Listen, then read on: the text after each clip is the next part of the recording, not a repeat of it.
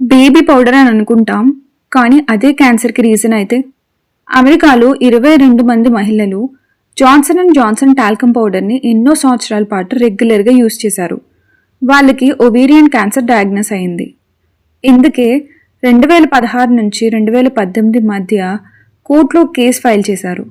Doctors and research reports ప్రకారం ఆ పౌడర్లో ఆస్బెస్టోస్ ట్రేసెస్ ఉండొచ్చు అని బయటకు వచ్చింది. ఆస్బెస్టోస్ అంటే ఏంటి?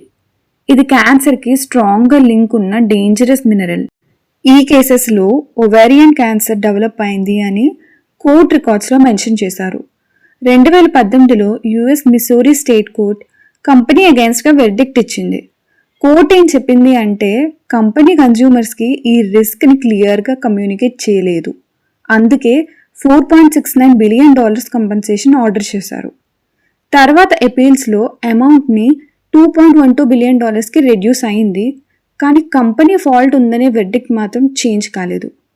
ఇంపార్టెంట్ పాయింట్ ఏంటంటే, క్యాన్సర్ సడన్గా రాదు, 10 to 30 years long term exposure తర్వాత డెవలప్ అయ్యే ఛాన్స్ ఉంది.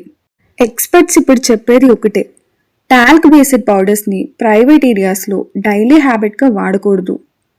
And better options corn starch based powders or సింపుల్గా no powder is also safe. Clean అనిపించేది అన్నీ సేఫ్ అని అర్థం కాదు.